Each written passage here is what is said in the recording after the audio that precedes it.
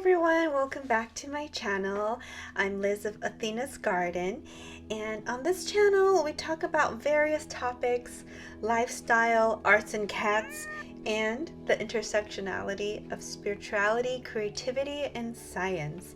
And if these topics interest you, I hope you will like and subscribe, and stick around and join our community on YouTube, Discord, and Instagram. Today I want to talk about the various type of clairs, and most importantly, how easy and natural it is to incorporate them into our daily lives, if that's what you want. To start, the etymology of the word clair is seen in the four main ones: clairvoyance, clairaudience, claircognizance, and clairsentience, comes from clear. So clairvoyance is clear seeing or vision, clairaudience is clear hearing, claircognizance is clear knowing, clairsentience is clear sensing, both physically and emotionally.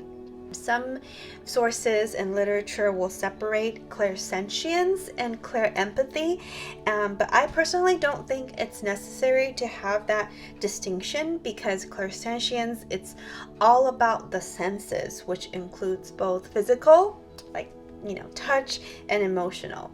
So additionally to the four main ones, there's also clairgustance, which is clear tasting, clairalience, which is clear smelling, and Clairtangency, which is the clear touching.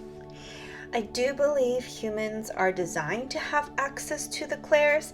It's just whether we want to practice it and tap into it. So if you're ready for your spiritual awakening, and the only requirement is to be open and accepting your body's unique way of receiving information. Some people can have all of them together, or at this, about the same amount, like breakdown, while others have like clearly one strong one that opens up the other ones. So if you kind of tune into one, it'll open up the others. So let's talk about the four major ones, starting with clairvoyance. It is the most common one, and the one that most people associate with when it comes to like psychic ability. And clairvoyance is the ability to see beyond what your eyes and other ordinary senses can perceive. So you usually see it through your inner or third eye. And people with the gift of clairvoyance, they may have visions, see images, symbols, or even like videos, like a movie. They often have vivid dreams. They can see colors or auras, kind of like Reiki practitioners sometimes do. And then, they might see colors or have visions, like when their clients walk in, they already see it. And so, they may also be able to see otherworldly beings like spirits, angels, deities, multi-dimensional beings, maybe more easily than others. So clairvoyance is, mentioned, associated with the third eye or the sixth chakra. Next, we have clairaudience, which I feel is pretty straightforward, which is receiving information through sound, hearing sounds, messages like tonal or direct words, or even music that other people can't hear. People who have this gift report that the sound is usually direct, short, and maybe even a little poetic. And I would say that people with this gift have excellent hearing, maybe even, perfect or absolute pitch for music and tones. Clairaudience is linked with the fifth or the throat chakra. And the throat chakra is also linked with Clairgustance, which is, receiving information through taste. Just think about like the chefs and your traditional medicine people, alchemists, and how they use like the plant medicine and discover like what the properties are. So I would say it even includes like farmers or explorers when they're exploring new ingredients and foods and whatnot, new flavors. Through tasting it, you can intuitively know what it's used for. And yeah, there would be like energy work associated with that, and they can perceive. Or sometimes if they walk by a place, they can suddenly taste the flavor and they get meaning, energy that way, interpret information that way. For Clairalience, it's where information comes from the sense that others won't be able to smell. Only they can smell it. So as these three are associated with the throat chakra, so like hearing, smelling, and tasting is kind of in this region. To get back to the scent part, where you can suddenly smell things and they will have meaning and information delivered with the scent. So example would be, suddenly smelling a perfume or a floral scent or a woodsy scent, or maybe something unpleasant like a rotten smell. It can be used to identify different entities, or release information through the scent. The next category is Clairsentience. So as mentioned in my intro, it's when you receive messages and downloads through all of your senses, and it can be both physically or emotionally.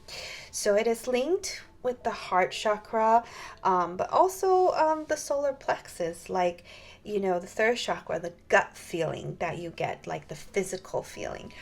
Another example is with Clairsentience that I would imagine when you walk into a room and you can like feel the energy of the room. Like even before you walk in, you already can sense the energy, and kind of have information about how the meeting will go even before you enter the room. That is part of Clairsentience. So yeah, it's all about tapping into the emotions through your senses as well. So that's why I think it's not necessary to separate Clairsentience and Clairempathy. Sometimes you might feel physical symptoms that are symbolic to the person you're about to interact with. So as an example, like if you're about to talk to someone and you suddenly feel pain in the throat, it could mean, the other person might be experiencing some throat chakra blockage, or you might suddenly feel a lot of anxiety and you don't know where it's coming from. You don't have any deadlines. You were feeling just fine 1 second and suddenly you're filled with anxiety. It might not be your anxiety. As strong empaths, clairsentient people might have to spend some time separating, what's theirs and what's another person's energy, or, physical and emotional symptoms. So that's like the tricky part about it.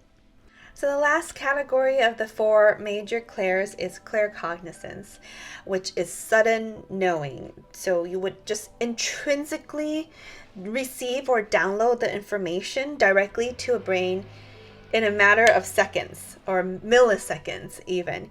And the tricky part is that this information might come to you as your own thoughts, which can be a little confusing if you don't realize that that's part of the claircognizant gift and how it works.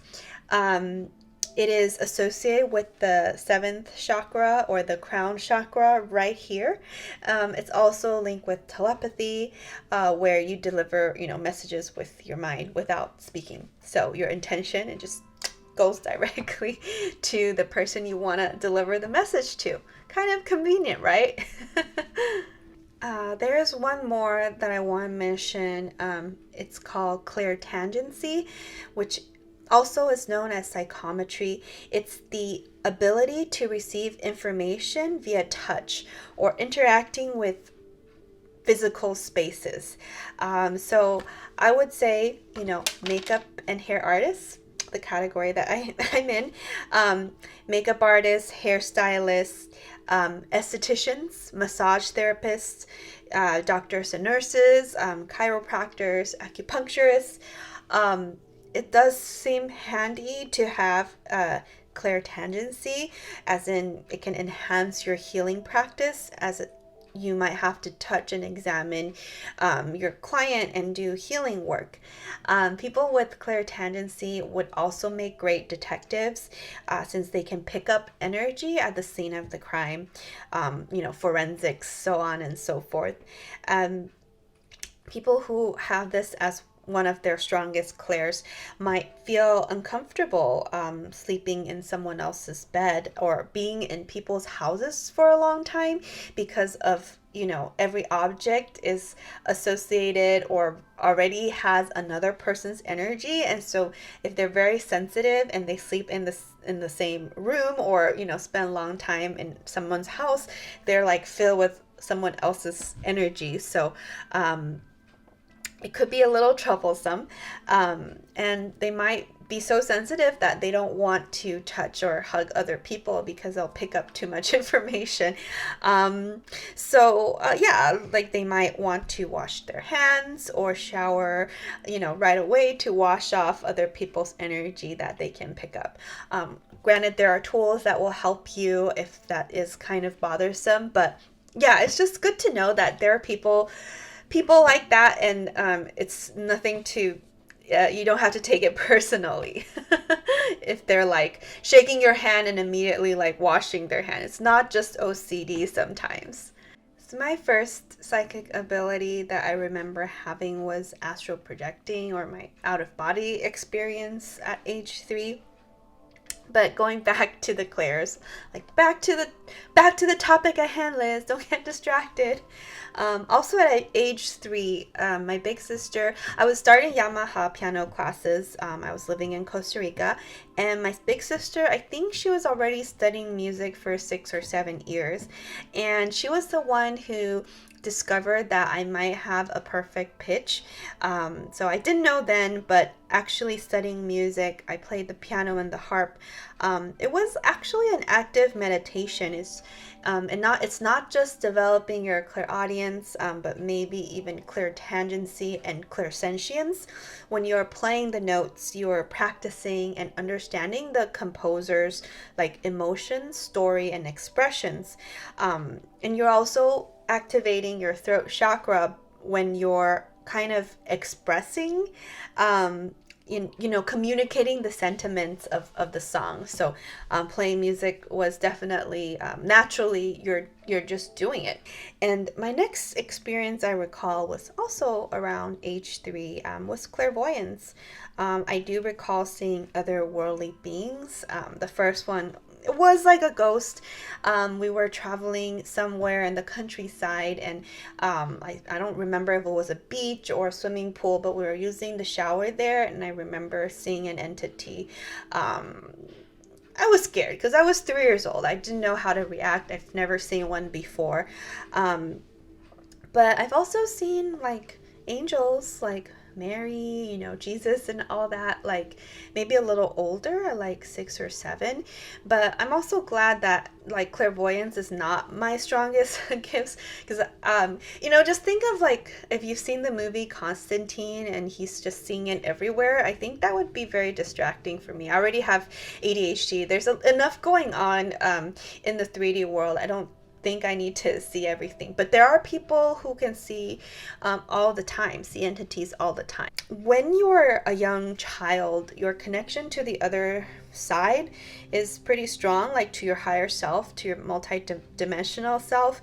And so if you can continue to nurture those gifts, you can continue having them, because some people say they lose their connection, and you have to reconnect and all that.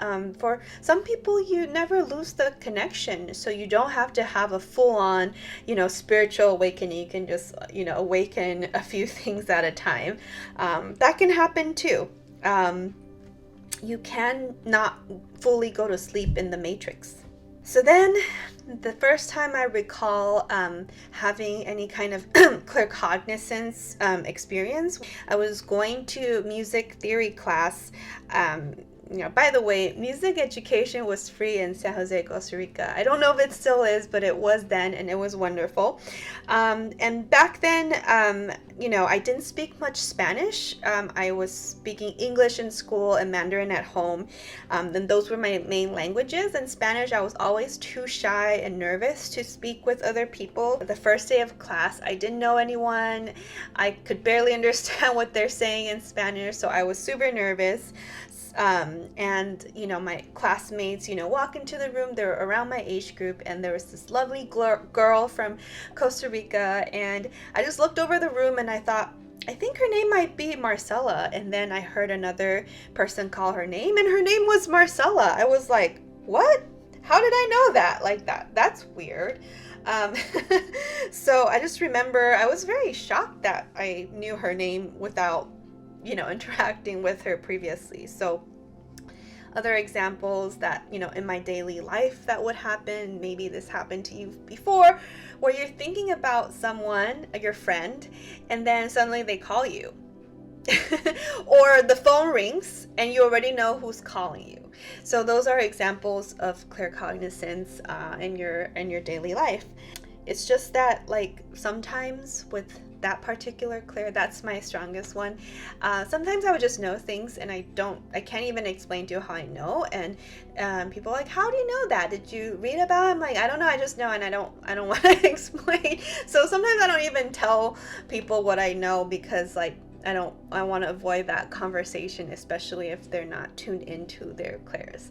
For clairsentience, I recognized it much later, like maybe in my teenage years, like 10 to 12 and later. Maybe it comes with the territory of becoming an adolescent and all the emotions, strong emotions that come with it, how I would interact with it. It's like, you start to, gain more empathy, you would be more connected to your friends, emotionally. And then it's, since having that gut feeling is part of it.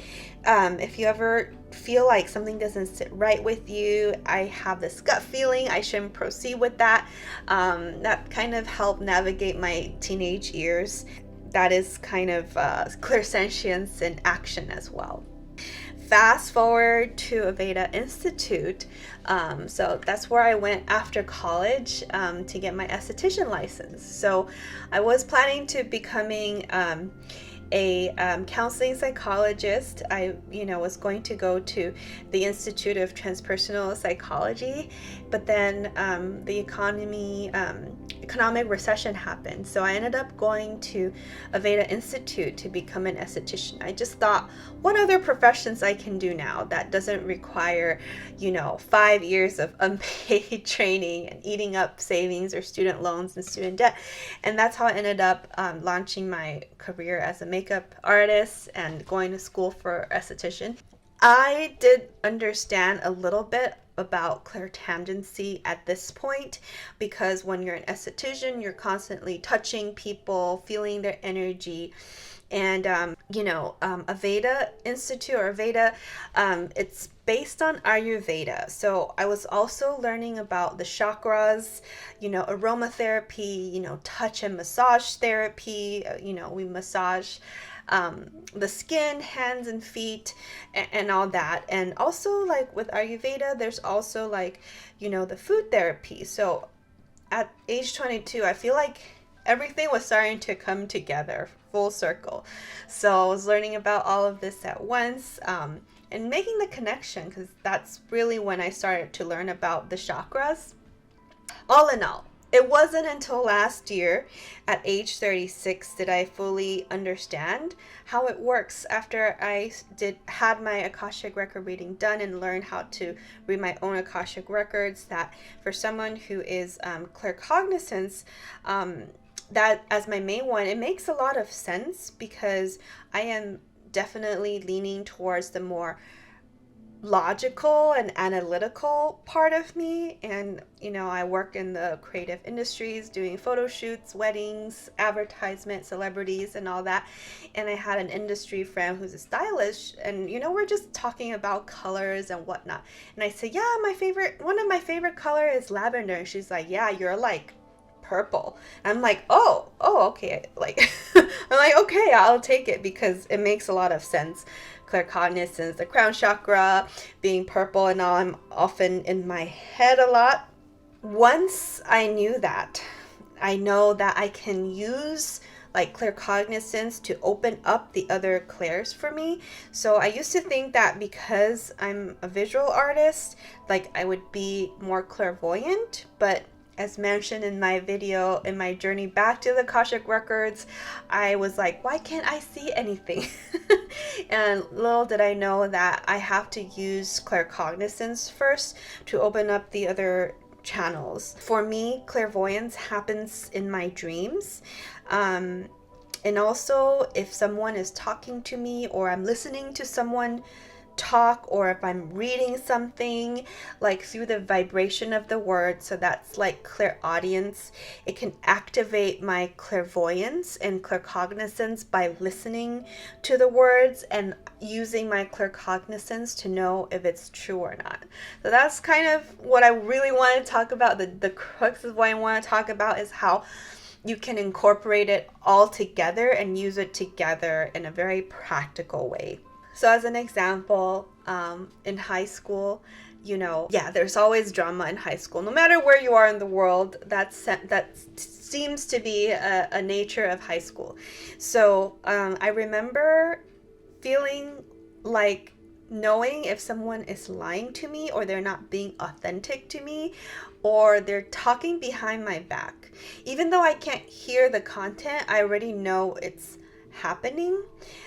If that person is not being truthful or honest, or maybe have just negative thoughts towards me, I always knew. So also, like, another practical use of one's strong sense of smell, like Clairalience. I always had a very strong sense of smell. And for example, in first grade, if someone lost their sweater and there's no name on it, I'll be like, teacher, give it to me. And I would like take a whiff and be like, okay, this one's this friend. I could identify people with their scents, and it's not perfume or anything. The caveat being, you have to be my friend. I have to be close enough with you to identify your scent. I've also smelled flower and woodsy scents that other people can't smell. And this is very interesting because I have a family psychic friend. She can emit a special smell, like only when she wants to, and only if she wants you to smell it. And that's her, like, she has like a fragrance. It's like very woodsy and floral. So sometimes when she visits me, like, back in the day in the college or the early stages, of my adulthood, when she comes visit, sometimes she'll leave a faint trail of like floral or woodsy scent, only that I can smell. So I knew like she stopped by to see me astrally. So all in all, I'm sharing my personal experience here in great detail, and it's not like to show off, like, ooh, look at all the clairs I have. I'm sharing because I want to illustrate that it is not that mysterious.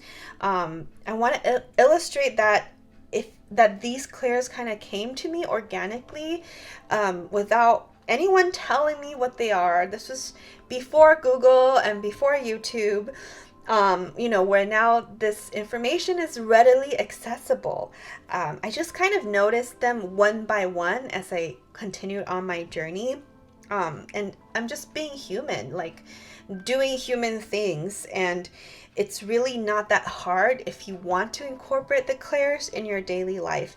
You just have to begin by tuning inwards to yourself, to your senses, and or the ones that are available to you. And maybe consider thinking about it in terms of the corresponding chakras and where they are in your body. And when you envision and you can play around with it and see how it feels for you. It can be as easy as taking 3 deep breaths. So if you do know a little bit about the chakras, you can, when you're taking an inhale, through your root chakra, and just pull the energy like through the center and all the way up to the crown, and you're, energetically. And then when you exhale, like bring it back down. And just like, taking like really small steps. If you want to tune in to your clairs, your senses, it's very doable. And it might be as easy as singing a scale. If you do music and you enjoy singing, or, maybe dancing, there are just many ways that you can totally access your clairs. Maybe it's colors, using color therapy, visualization. Maybe it's painting, maybe it's drawing, like symbols, sounds, calligraphy, sacred geometry, or, maybe it's cooking and, tasting the flavors. Being in your creative flow and doing something you really like. The last little note that I have is, if you are an animal, if you have a soul blueprint that is an animal in your past, you might have stronger senses to begin with, and perhaps it'll come easy for you as well. One way to find out about your clairs, in addition to exploring them organically by yourself in your daily life, of course, looking into your Akashic records is another way. And I do offer readings and would be thrilled to help you on your journey. But I also have a Discord community where it is a safe space to share your journey and see what other people are going through. And this was very essential in my journey, because after I joined the creative industry, I met a lot of other healers, estheticians, makeup and hair artists, and so we helped each other. Let's be honest, we helped each other through our journey, so don't hesitate to join a community. I will be honest, I was a little intimidated when I did a search about the clairs on YouTube to see what other videos are out there, and like, wow, I didn't even click on any. I was just so intimidated by the quantity. So I just thought to myself that other creators on the topic, they might have a different spin on the same subject, and so I was called to make this video, and I just followed that gut feeling, Clairsentience and claircognizantly. I was just like, I'm just gonna do it, because Rome is not built in a day. I'm just starting out in March with my channel, so I'm just gonna upload this video one at a time, step by step, working towards my goal of creating the community of Athena's Garden TV like I had envisioned, and seeing what resonates with people. And hopefully just a few people will find this video helpful and very interesting. So just gonna put it out there. So again, thank you so much for watching. Please do let me know in the comments what was interesting to you, what clairs have you incorporated in your daily life, and how you discovered it, and how it might have been impactful in your life at any time. I would really love to know. So until next time, thank you so much. Bye.